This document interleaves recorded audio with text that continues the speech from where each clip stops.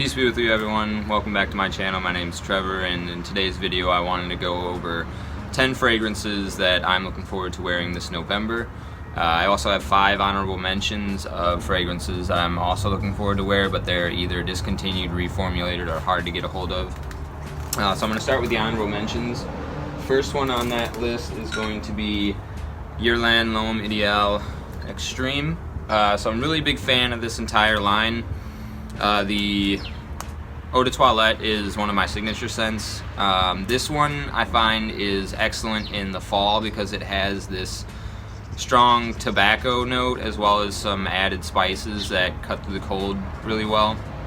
The tobacco in this makes me lean a little bit more into the fall, as well as the color design more so than the winter. I haven't tried the Cool or the L'Intense from this line, although I've got the L'Intense en route in the mail, so maybe I'll do a first impressions of that one when it gets in. But first honorable mention on the list for November, Guerlain L'Homme Ideal Extreme.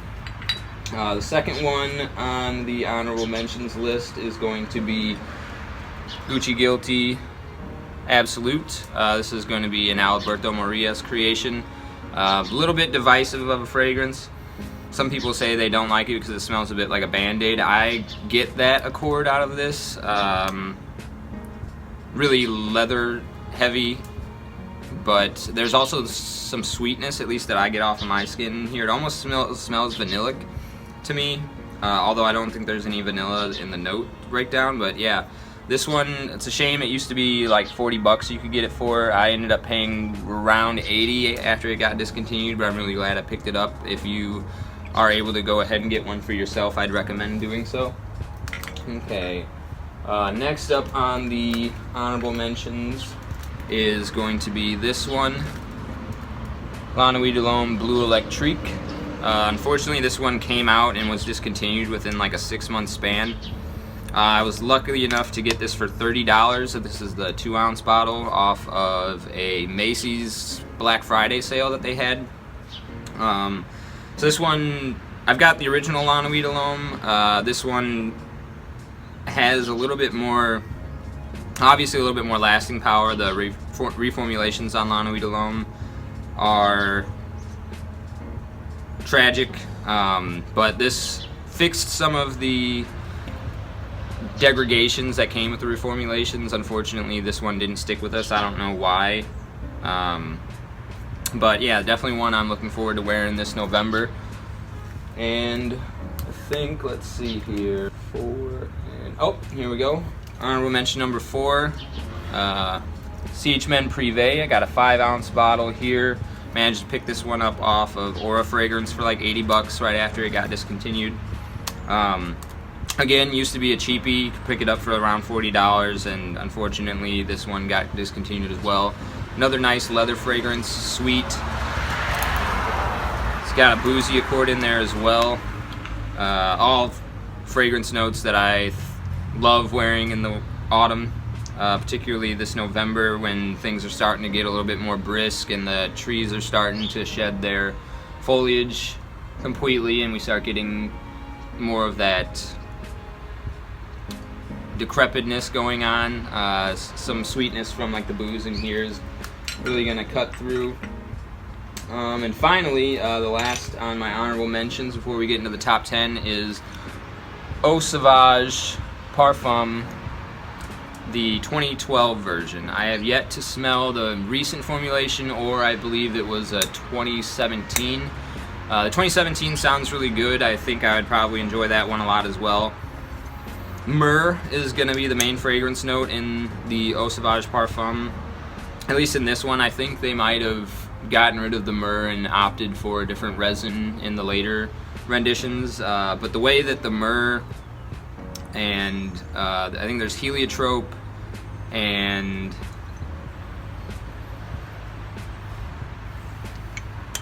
some other note, but the combination of them all coming together gives it this like black licorice vibe, at least to my nose and off my skin.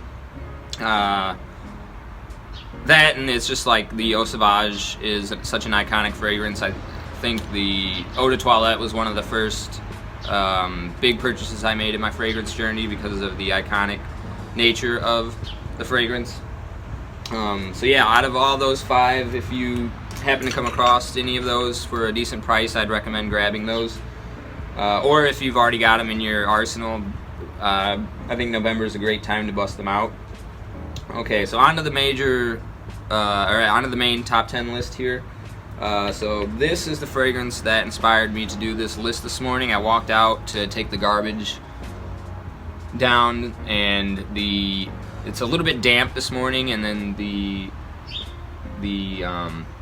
decomposition of leaves, the scent of that is strong in the air, mixed with a little bit of the dampness, and it was reminding me very much so of this fragrance, Moschino's Toy Boy. I don't want to say I don't dislike this fragrance, or I don't want to say that I dislike this fragrance, because it's definitely unique, enjoyable, spicy. Rose is going to be the main note that you get in this one. It's definitely a bit more challenging or unique and a bit feminine in some instances, at least to me. But I do get a lot of compliments, a lot of good attention from this one. Sometimes more so from compliments from men. So maybe this is better for a woman to try out if you haven't yet. Some people like the bottle. I think it's a bit tacky. I kind of wish I would have got the 50 ml because it's kind of clunky. But yeah, like I said, it gets a lot of good attention. It smells apt for the season. Like I said, I walked out of the house and it reminded me of this fragrance, just the way that the nature was compiling its elements this morning. So number 1, Moschino's Toy Boy. Moving on to number 2, let's go with Zadig and Voltaire's This Is Him. So the main notes in this one are going to be like vanilla and incense. So the way that it comes together, it's a bit like a roasted marshmallow.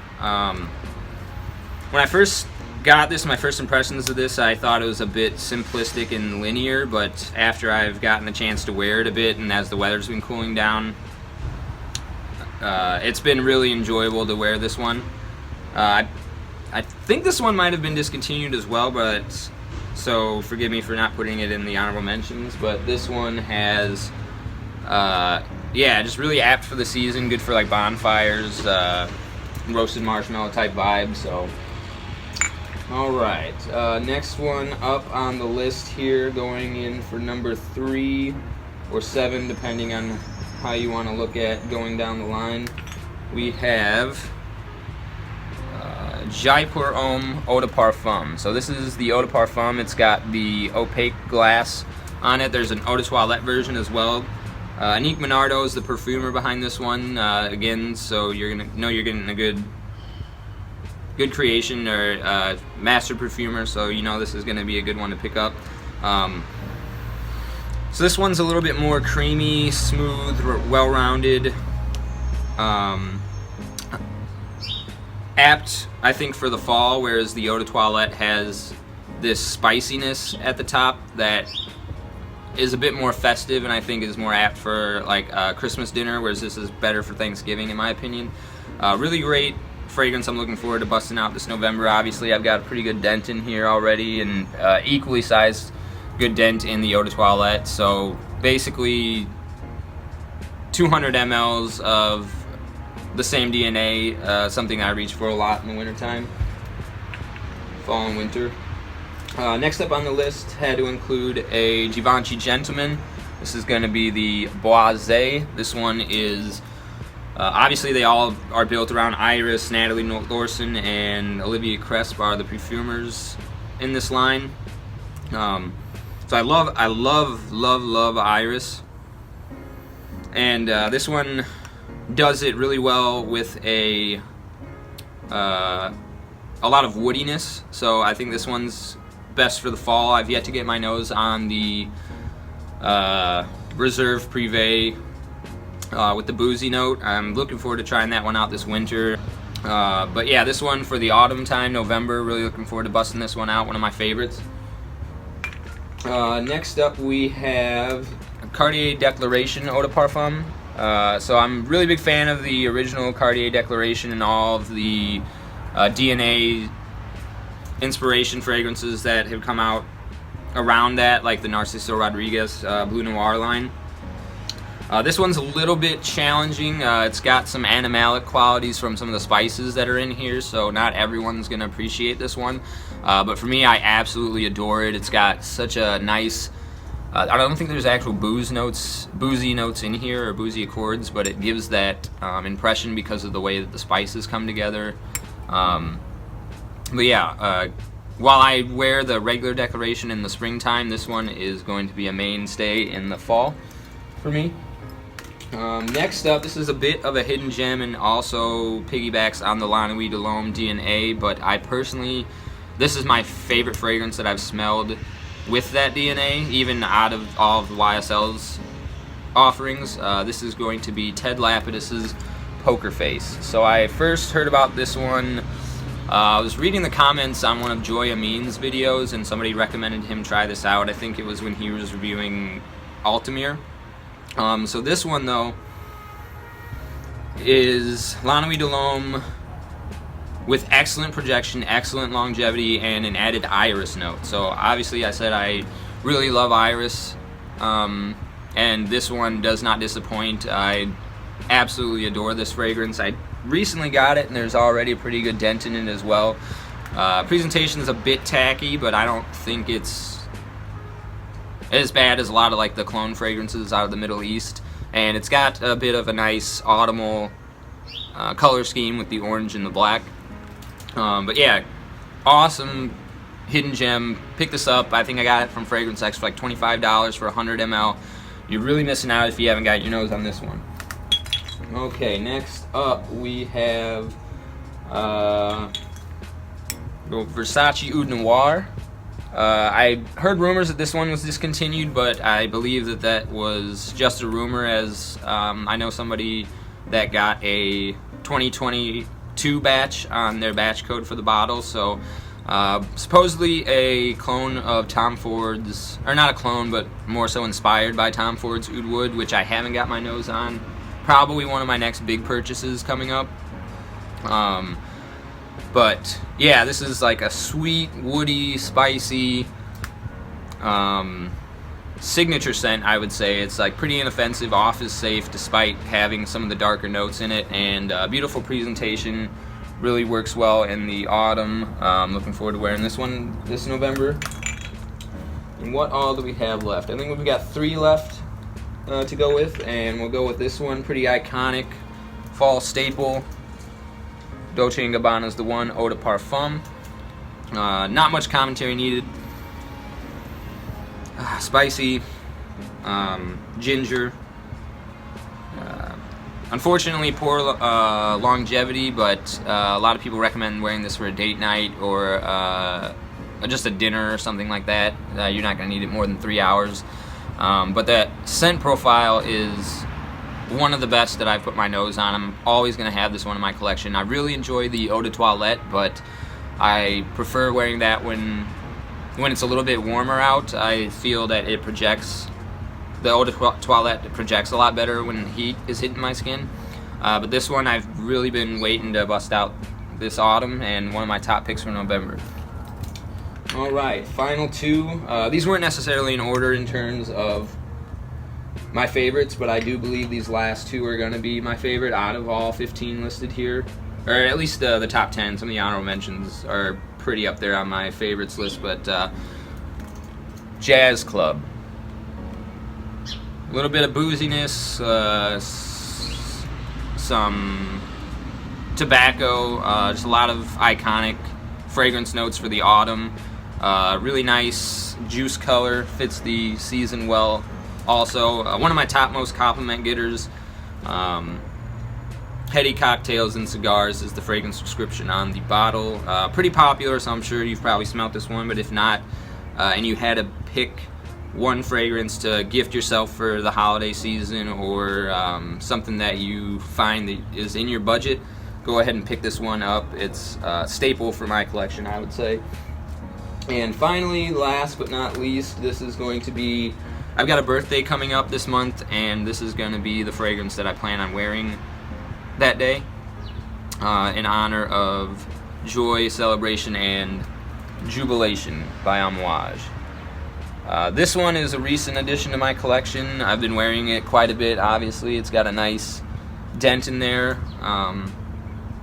At first I thought this one was pretty weak and didn't project and just kind of turned to a skin set really quickly, but I think the quality and denseness of the ingredients in here lend itself to making me as not anosmic rather quickly, because I wore this over to my parents' house and they were both like, hey, you are reeking up the place right now. Whether that was good or not, or if I just oversprayed, the scent profile here is absolutely gorgeous. There's a bunch of notes in here, but you get some nice fruitiness at the top, and then some woody, resinous spiciness moving out through the rest of the journey of the fragrance. And the color scheme, I think, fits November perfectly as well. So that is going to be my top picks for November. Looking forward to wearing these throughout the remainder of the month. Let me know what your top picks for November are in the comment section below. Let me know if you've tried any of these out. And also, quick question to the viewers. I would have included Dior Sauvage Elixir in here. I have not got my nose on that one, but I feel lavender and licorice are really apt notes for the month of November. So let me know if you think that that's a good pick for November, or if you think it's more of a springtime fragrance, because lavender, I think, accents the springtime really well also. Thanks for joining me. Looking forward to see you in the next video, so take care.